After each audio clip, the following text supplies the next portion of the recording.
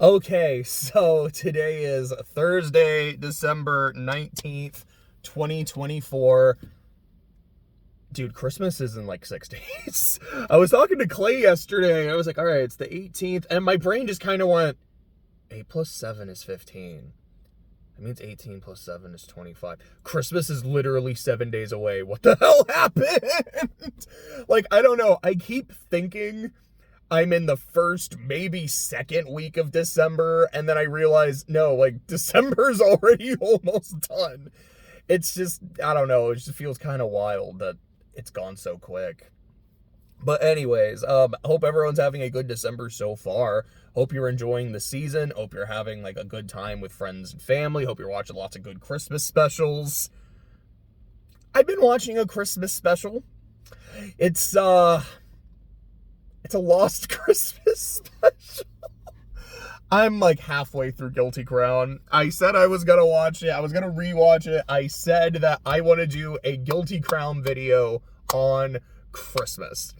And I don't really know how I want to do it. Like, I don't think I would do it. So I went to a character tier list. I could maybe do like an episode tier list. That sounds kind of interesting. And just like, okay, episode by episode, what are the basics that happen in every episode? What did I think of it? Did I have a good time? Did I have an okay time? Was it total dog shit? That might be kind of fun and interesting. I don't know. Like I said, I just don't know how I want to approach it. We'll see what happens.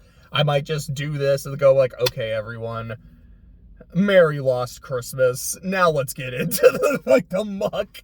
And I will be honest. I will be completely dead ass, forthright, upfront, etc., etc., etc. Transparent even. The first half is pretty okay. Like, there's this one, it's the end of episode 7, where I believe they're playing, like, the Waltz of the Flowers from the Nutcracker as this, I'm 90% sure he's American. I don't think they ever really give people nationalities in this show unless they're actively Japanese. But there's this dude named Dan Eagleman, like, that is a perfect name. It's so stupid. It's amazing. Who's like, okay, this is, like, here's where a bunch of people are that are conglomerating, that are pro-Japan, which means they're anti-GHQ. So we're just gonna blow them out of the water. We're gonna shoot a fuck ton of missiles and just annihilate them. And as it's going on, like, the Waltz of the Flowers is playing, and Shu is, like, deflecting all of these missiles and creating this grand fireworks display. And I'm like, I can't lie, this scene rules. The music is great, and it's like, it's not an original piece, but A, the original music in Guilty Crown is fantastic, and 2, hey, sometimes you're not going to use an original piece of music. You're going to pick something pre-existing and use it fantastically. I feel like for the most part, the production in the show is really good. Like, I love how it looks. I think some of the designs are kind of okay, but I like the way it looks. I love the way it sounds.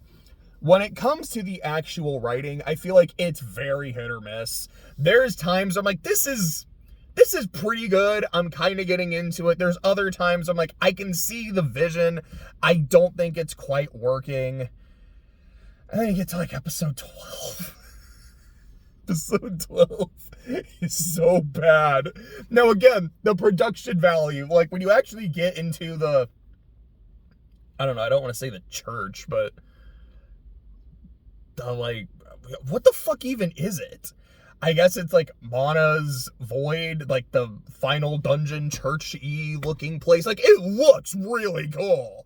And like, again, the music's really good. And then you get all the story, and it's the most like weird, unhinged, uncomfortable, jank-ass crazy shit. And I'm like, I'm having a good time. But this is not good. And oh boy, I can't wait to, like, again, whether it's a tier list, if I'm just kind of like, all right, here's kind of my notes on this episode, and here's my notes on this episode. Now let me spend like 15 minutes on episode 12 and why it's one of the worst episodes I have ever seen of any show. How it completely negates any goodwill the show may or may not have had until that point. And why I fucking love it. Because it is insane. Oh, man. I'm about halfway through. This has been the Christmas special I've been watching. It's fucking Guilty Crown. I'm slacking on other things. It's not a Christmas special or a Christmas show, but I did watch the Survivor finale yesterday. So first and foremost, congrats to Rachel. I doubt she or anyone from this season is watching, but congratulations to her. I genuinely feel this was a well-deserved win. From what we saw in the edit, because again, we're not actually there, we don't know everything that was or was not said in Final Tribal Council. It might have been very clear for everyone in the room that, no, Rachel dominated and this was an absolute sweep. Sam got Kyle because Kyle's like, look, like, I just kind of like you, dude. I'm going to vote for you. But what we saw in the edit, Sam gave one hell of a Final Tribal performance. There was a point where I was almost thinking, I was like, is he about to take this? Like, I don't think so. I think Rachel's game was genuinely, like, very good. Oh, I'll talk about that here in a sec. But I'm like, I think she played a very good game. But I love that Sam is not dying. He's not just like, yeah, she played better than me. There's these moments where he's undermining her game, trying to prop up his own. And then Rachel's like, what he's going, I'm going to undermine your game to prop up mine. I was like, no. They see each other as credible threats, and they are exchanging body blows. Like, I really enjoyed that Final Tribal. Again, from the edit we saw, it looked to me that Sam had a better Final Tribal, but Rachel's lead was so big, it did not cause her to lose the game.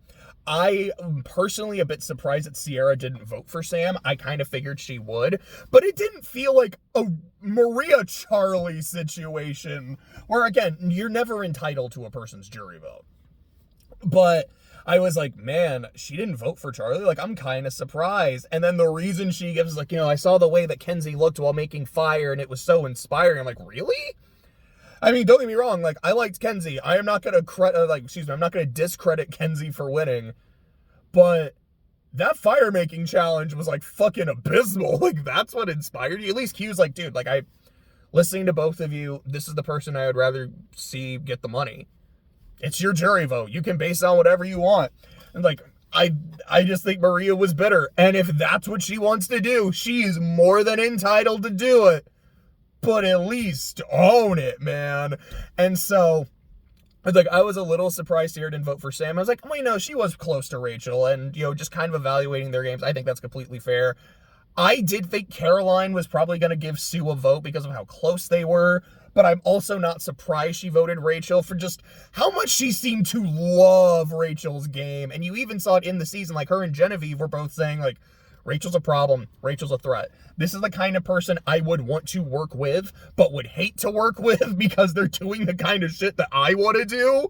And that's dangerous. And, like, Genevieve, it seems like she and Sam are incredibly close, but also she's like, look, I pegged Rachel as, like, the one to be back in, like, top 10, top 9, and she made it all the way here. I gotta support her. I felt like it. Well, I was hoping Sam would probably get a couple more votes, especially based off that Final Tribal. I think Rachel had a very strong and very deserving win. I have seen a lot of people trying to discredit her game because of all her advantages and all her immunities. I think I talked about this, like, last week or so.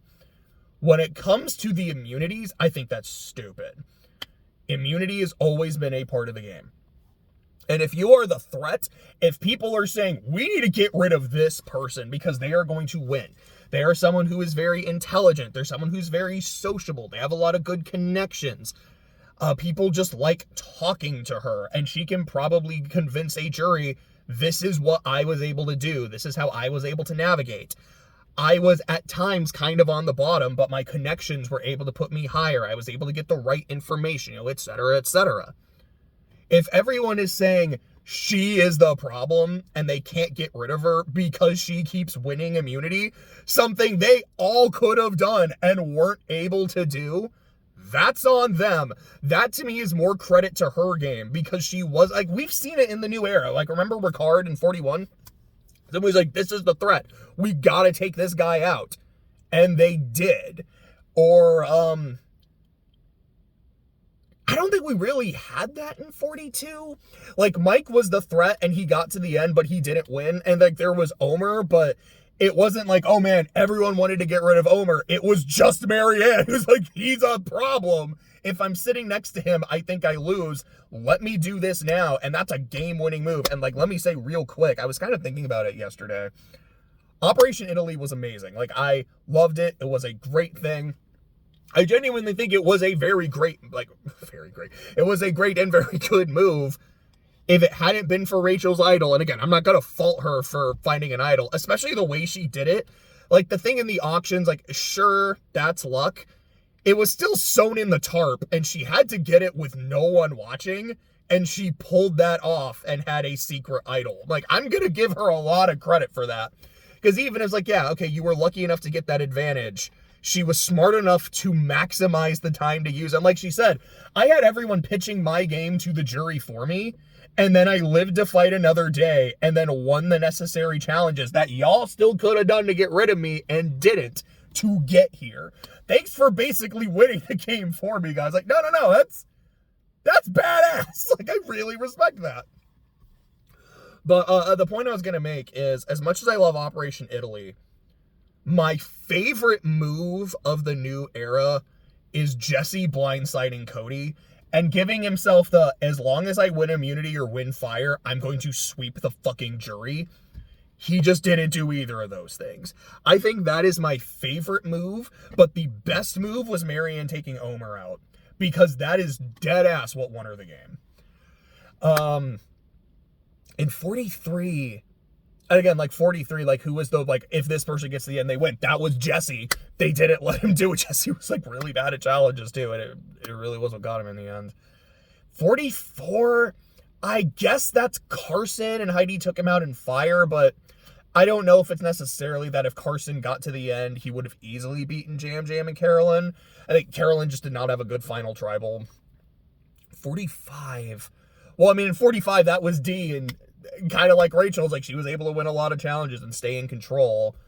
46, I guess that's Maria. I feel like that kind of was Maria. It's like, this is the person where if she gets to the end, a lot of people are probably going to vote for her. It seems like she's in charge. We got to take her out now. So Rachel being able to say, I was labeled as the threat and got through it anyways, and a lot of that was my own skill in challenges, not just the luck of finding an advantage. Because, like, yeah, she found a block of vote, and she used it. It didn't matter. She blocked Sam's vote, who was gonna vote for Rachel. Okay, so what happened in that tribal? Well, 3 people, was it 3 or 4? I don't remember the numbers at that point, but it's like 3 or 4 people voted for Rachel. She negated them and played the idol. Like, the block of vote didn't really do anything. It's really just, was there another? Oh yeah, and then there's a thing with Saul, which, granted, you can make an argument about that. It's like, hey, if someone else didn't give you an advantage, you would have been gone at this point in the game. You wouldn't even made the jury. Counterpoint, Saul did that because of their relationship. And he'd even kind of said, he's like, I think part of it was I would have given it to someone to make Tuku cannibalize themselves, but it honestly really sounded like, no, this is someone I like, this is someone I vibe with, and I want to make a connection with. It was Rachel's social game that saved her there, through Saul's advantage, of course, but it wasn't just I got lucky. It was I made a connection to the right person, and that paid off, and that's kind of what Survivor is all about. It is having those social connections and being able to use them. I think Rachel, like I said, I think she's a very good winner. I would have liked to have seen Sam get maybe another vote or so, but I'm happy that he at least got second. I think he had a really good final tribal. The fire duel was really fun. So, I know I've been very critical of Teeny since Operation Italy.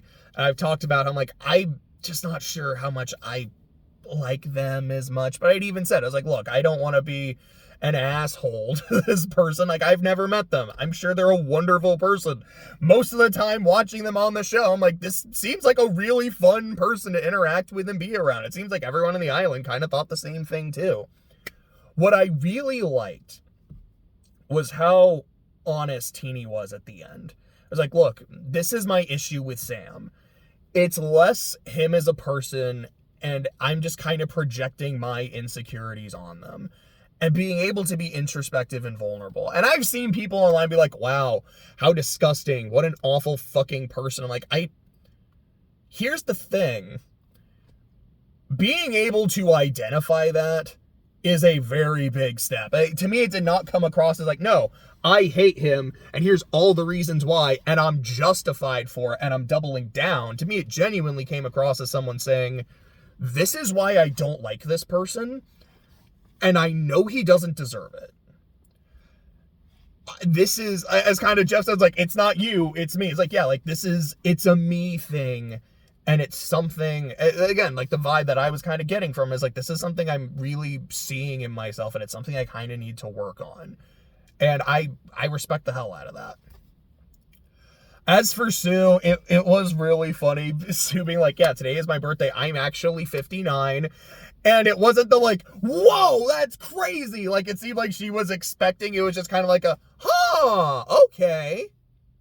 Okay, so back to Sam and Rachel.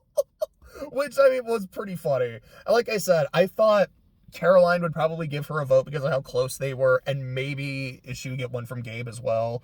So, like, as much as I wasn't big on Sue, I was a little sad to see her not get anything, but again, I don't mean that in any I'm not trying to shade Rachel in any way by saying, man, she should have gotten less votes.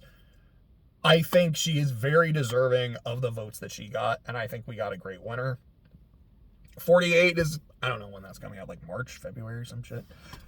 Whenever it comes out, I am going to watch it. I assume I'm going to have a good time. Even if the first episodes to me feel a little slow. Like in 46, a great premiere. And then the Bonu show. Where I'm like, I'm kind of enjoying this. I don't know anymore. Oh boy, the season's back. Or here in 47, where it just didn't click for the first like 2 or 3. And then all of a sudden, wait, this is kind of good. Something I need to talk about.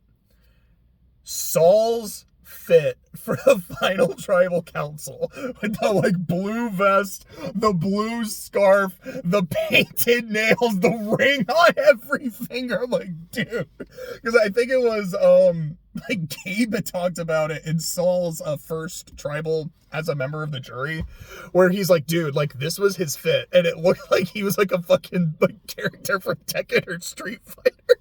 And seeing like the full fit here, I'm like, no, he kind of does. He looks like Saul's look is like you're playing a JRPG.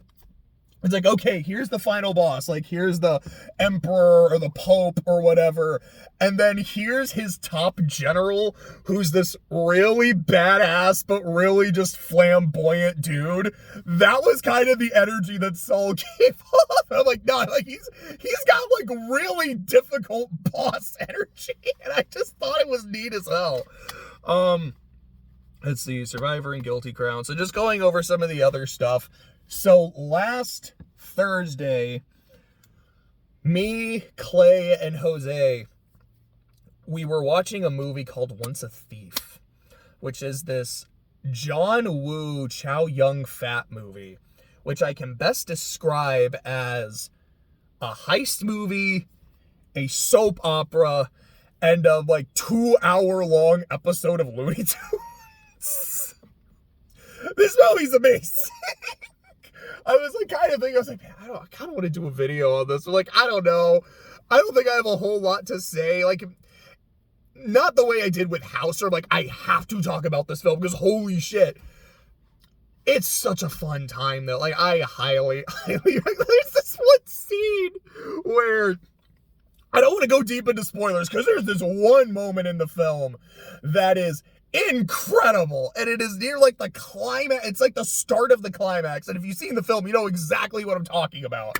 But there's this other, kind of just remembering other parts of the movie, like where he fucking headbutts a grenade and it hits another dude, or there's a part of the climax where there's a dude who's like throwing playing cards, which is one of those tropes where I love that shit. But he keeps, like, doing shit with fire, and so, what was his name? It's Chow Yun-fat, I can't remember the name of the character. It's, like, Joe, I think. He, like, drinks a bunch of whiskey, and is, like, spitting it out to get the fire in the dude's face. And at one point, he's like, oh, shit. This wasn't alcohol I drank. This was, like, cleaner. I'm about to fucking die. It's so funny. But, the scene I was talking about, not the crazy shit in the climax, but there's a part where he's hanging out with, like, they're in an auction, and he's bidding against his dad, and his dad's getting really pissed off, and he's like, you're making me spend a lot of my money. He's like, well, yeah, but I mean, I'm the reason, like, as your thief, I'm the reason you have all this money. I'm just helping you spend it. I mean, I think as a good son, I should be able to do that. And then as soon as the thing gets delivered, he just, like, smacks it out of his dad's hand, and it shatters on the floor. He goes, sorry, I did that on purpose. I got a great laugh. Like, it's just a real fun time. I would highly recommend Once a Thief.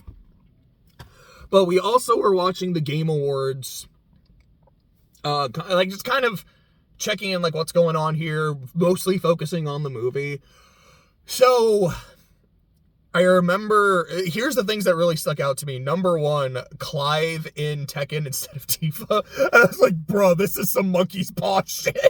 We did get Final Fantasy and Tifa, but at what cost? And I don't mean that with any disrespect toward Clive. I haven't played 16. I assume that if I did, I'd be like, okay, this game is really good. This dude is really cool. I just think Tifa being an actual unga-bunga punching people would fit well in Tekken. I think that would just be really cool. I kept seeing, I saw a few things throughout the night, people being like, man, I remember when Naughty Dog used to make games. I remember when they used to make IPs instead of just, let's keep regurgitating The Last of Us, and then it ends with a new Naughty Dog IP. Like, I thought that was kind of funny. When when Project Century, the new, like, Yakuza-esque game was announced, I immediately texted Wyatt. I was like, dude, new Yakuza game just dropped. I was like, I know Yi got the thing he really wanted. Like, he was stoked. He was so excited. The thing that got me really excited, I was like, okay. Are we going to get the Switch 2? There's no way we're going to get the Switch 2 here. Nintendo's going to reveal it on their own, in their own direct, on their own time. But it'd be really cool. What if we got, like, a Smash trailer? What if we got a Smash announcement? That's how they reveal the Switch 2. It's not going to happen, but I can cope. I can hope. Like, there was stuff like that. I was like, are we going to get anything Kingdom Hearts? I know we won't, but let me have this. But the thing I got that I had no inclination was ever going to be a thing, is the announcement of a new Okami game. Because I am very, very big on Okami.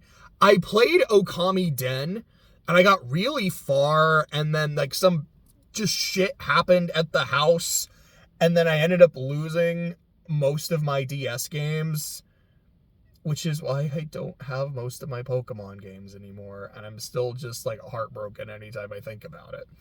But I didn't get to finish Okami Den, but I liked it. I don't think I loved it, but I liked it fine. Original Okami is one of my favorite games of all time. And so it's like, okay, we're making a true, dead-ass Okami sequel.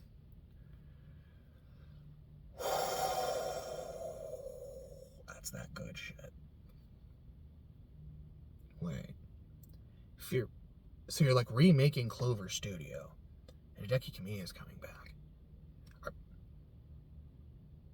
Is there gonna be a new God Hand after this? It's like, I've played a decent chunk of God Hand, and it's really fun.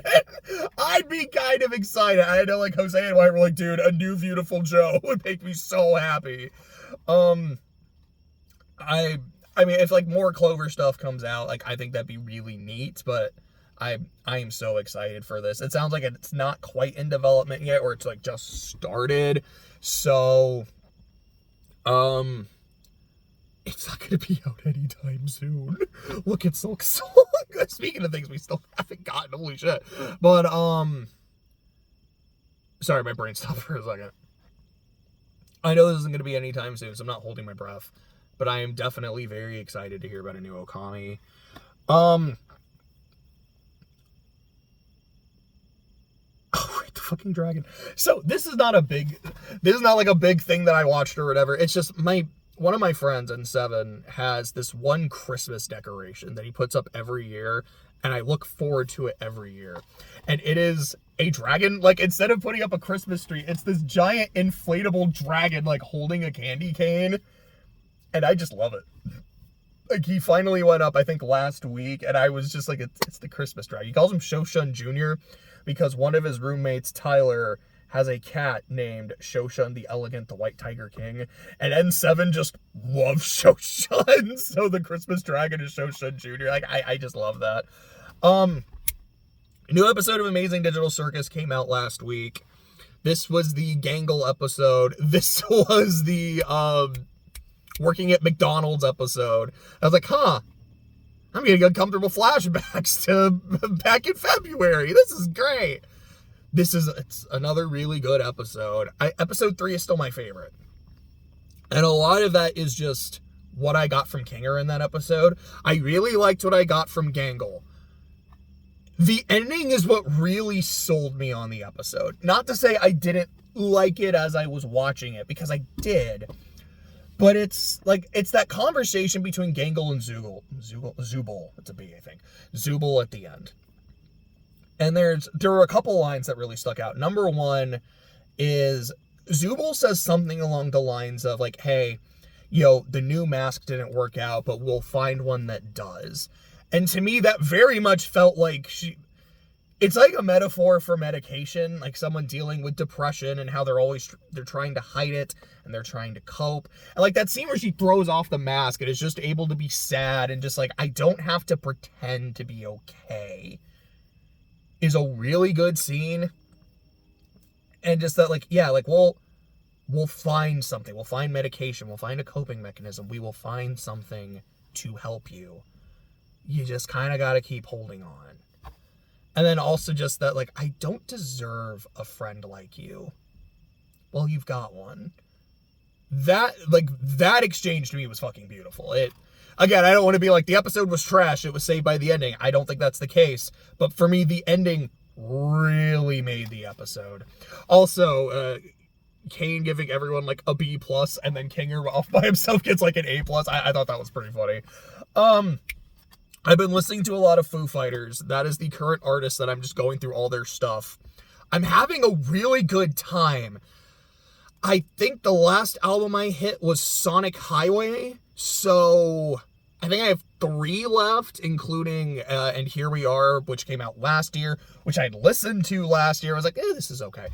I think if I listen to it now, I'll probably enjoy it a bit more now. I'm like, okay, like I would say this one, I am a Foo Fighters fan. And it's not that I wasn't before. It's just kind of one of those, I've heard some of their songs, I tend to like them.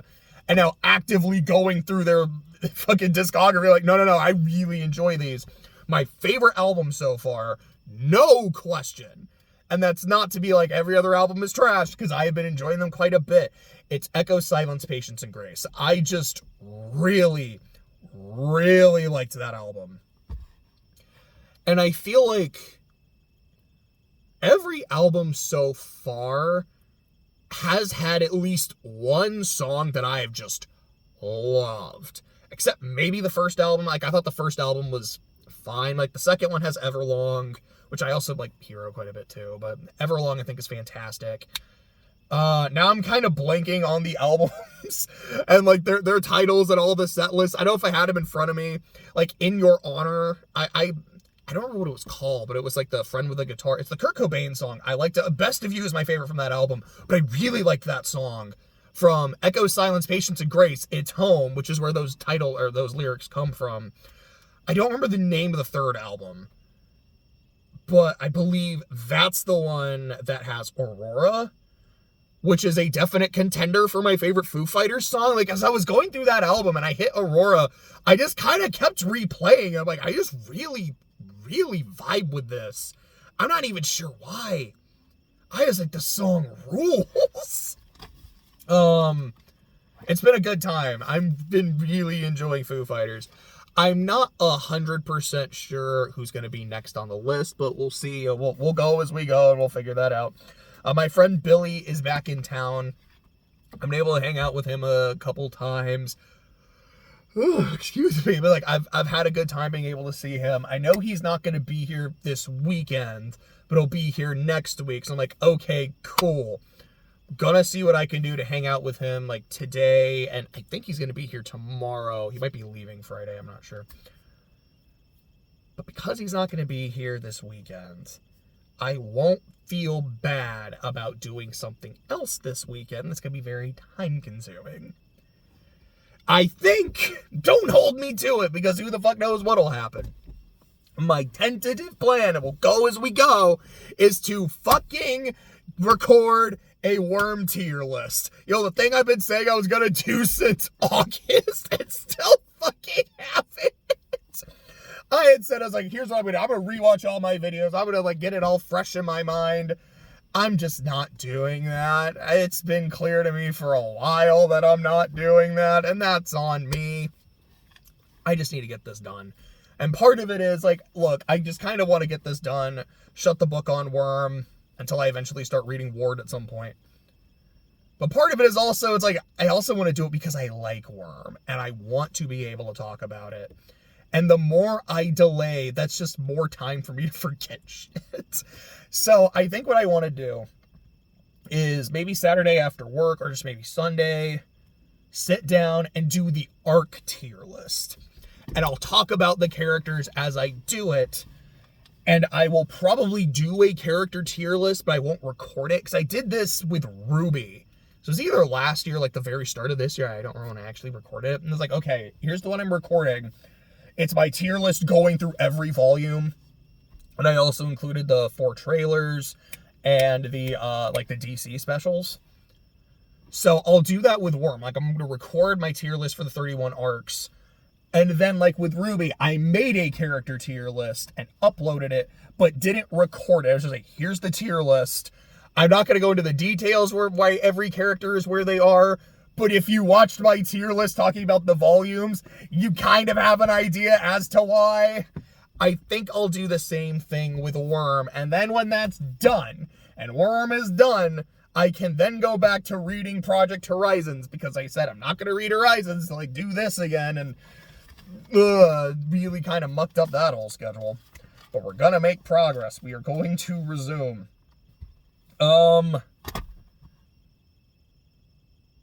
There's no real transition to talking about the Saints. Let's talk about the Saints. We're still not mathematically eliminated yet. Yay. We're about to be, because I think it's like if the Bucks win a game now, we're out. I think if the Falcons win a game, actually, no, I think the Bucks can win. Can the Bucks win this week without eliminating us? I don't remember, because I think they're at 7. I don't know if they hit 9, we're out for sure. I don't know if we can win a tie against Tampa, because we still have another game against them. Like, I think we maybe could, based on division record, because if we split with them and they split with Carolina, because they can still lose to Carolina, we split with the Falcons, they lost to the Falcons, so they would be 2-4, we would be 3-3. So we can beat the Bucks on division record if we tie, but if the Falcons are involved, they're going to win all tiebreakers. And I've also now benched Cousins that are going to Penix, and that's interesting. We'll see how that goes. Obviously, I hope it goes poorly, because the Falcons, I want them to lose all the time. I got no beef with Penix. Like, I hope he has a great career. I hope he does well. It's kind of the same thing I was saying with Bryce Young, or like when Baker Mayfield came into the division. Like, I got no beef with you as a person, as far as I am aware. I hope you have a great career. I just also hope you suck while you're playing for one of these 3 teams. It is how it is. I assume you'll feel the same way about every player on the New Orleans Saints. It's all hate, but it's all love kind of at the same time, you know? But, Also, Denver is playing the Chargers tonight, and if they win, they're in the playoffs. I felt good, weirdly enough, about my pick at the start of the season. Like, I got this feeling Denver's going to make the playoffs, while also realizing this is a weird hot take, and I sound like an idiot for saying it. We're on the precipice of it happening.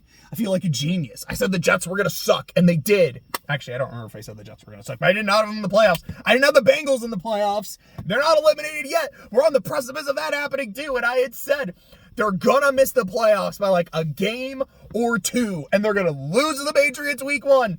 And it's gonna they're gonna have a slow start like they always fucking do. And those like 2 or 3 games at the start of the season that they lose, like that Patriots game, that's how they're gonna miss the playoffs, by like 1, maybe 2 games. And right now, I look like fucking Nostradamus with that prediction.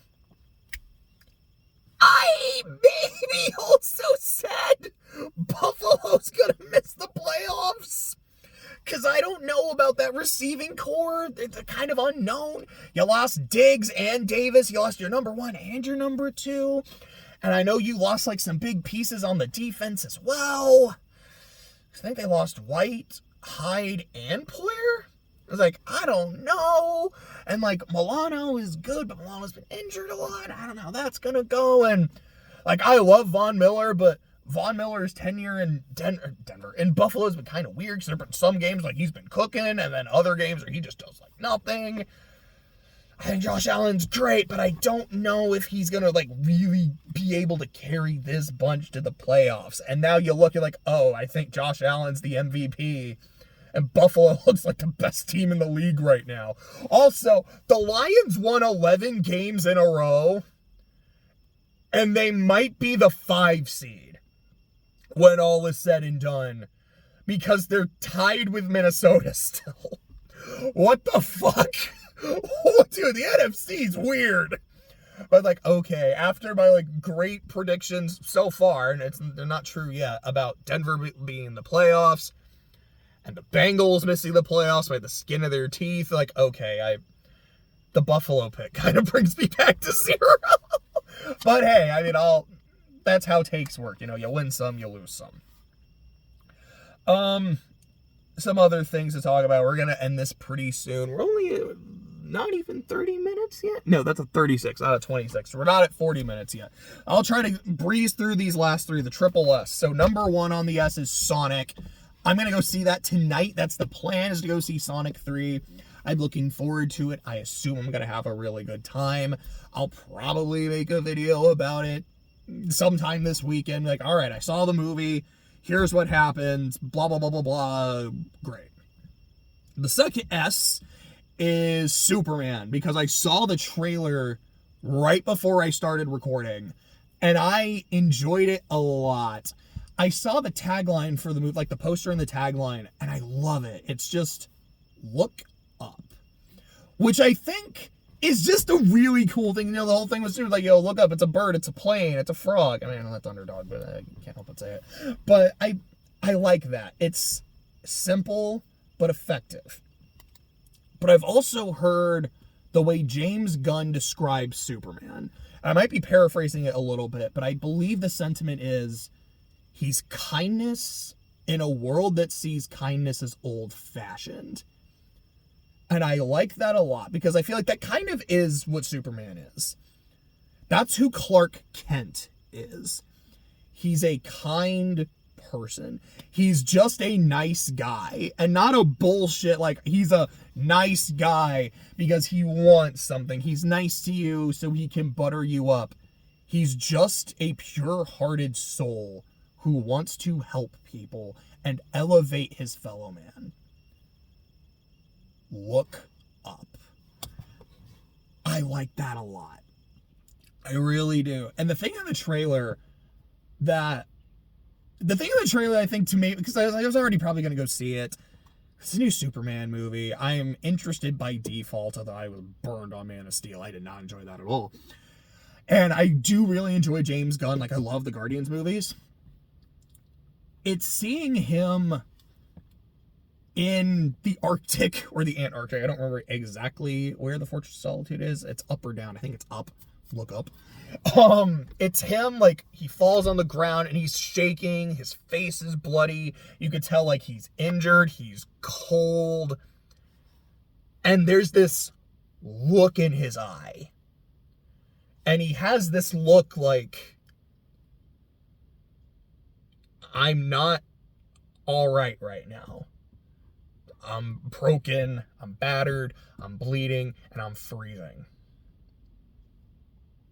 I'm also not giving up. Whatever it was that did it, whether it's Zod or like someone from I don't think it's gonna be Darkseid or Doomsday in the first movie. Whatever the hell it was that did him like that, like, I'm not quitting.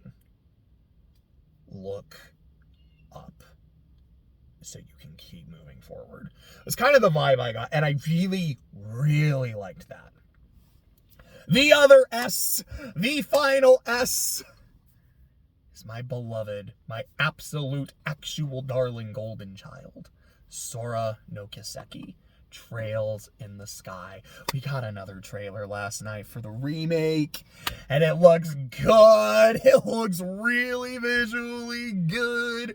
We're like, okay, so we're getting, because from the first trailer, it was like, okay, so there's field combat, but it also kind of looks like you bonk an enemy and then you go into the field, so it's still turn-based, which I love the turn-based combat in Trails. I don't have any problem with that. Like, so is this, it's action to start combat and then it's turn-based, or is it like you can do both? This made it clear you can do both, and it looks really cool. They've also included like unbalancing from Cold Steel, which isn't in Kuro, and it looks like you can unbalance with spells, which was not a thing before. I'm like, that's kind of neat. I want to see how that works. I did confirm it's going to be multi-platform. So I believe it's Switch, PS5, and Steam. So I'm probably just going to get it for my PS5, so I have a fucking PS5. It's like Metaphor, which I still haven't played yet. Whoops. Also, I guess we'll talk about the Game Awards, like Congrats to Astrobot. I haven't played that or Metaphor, and I am very interested in playing both. But, multi-platform makes me happy. Just seeing the revamped character designs, just seeing, like, my boys and my girls, like, I'm very happy. I'm very excited. There's this, it shows a bit from that the start of the game where Estelle just fucking drop kicks Joshua. Like, that, this is gold. This is hilarious. I'm so excited. I am so excited to play this game. And now that it's, gonna be on like all these other systems, like other people are finally gonna be able to play this game. I am so excited and so hopeful for the Kiseki cult to grow in numbers. I don't know if if we are gonna be getting Kai in the West next year. My stance on that, I believe I've said it before, is if Kai gets announced for 2025 in the West, I won't play it until it comes out. If that's not the case, I feel like if we don't hear on that by like June, July, somewhere around there, excuse me. If we don't hear about it by about that point, and it's a two-part thing, and it's on PC, then I will probably just play it on PC, and you'll figure out how to translate and all that shit. We'll go as we go when it comes to that. Like, I really want to fucking play this game. I want to know. I still don't know what the fuck happens in Kai. Like, I do not want to know spoilers.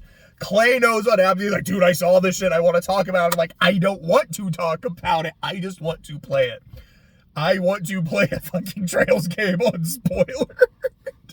But yeah, that's about it. I guess the next time I do one of these, it will be after Christmas. I might just kind of say fuck it and do like a CTW next week just to do, actually no, because I'm going to do a Christmas video because that's Guilty Crown. Never mind. Like, Merry Christmas, Merry Christmas, everyone. Let's talk about incest. Oh boy, Guilty Crown has a lot of that. It's like I was saying earlier, it's unhinged, insane, fucking nasty bullshit. Oh, I can't wait to talk about. I can't wait to get to the map scene. Oh, it lives in my head rent free. It's gonna be a good time when I get to talk about that. But I'll see you next time I see you. Hopefully that'll be Worm. Maybe it'll be Guilty Crown. But have a Merry Christmas if you celebrate. Hanukkah, Kwanzaa, Winter Solstice. There's probably others that I don't know about or have forgotten. And if so, I apologize. Have a happy holiday season.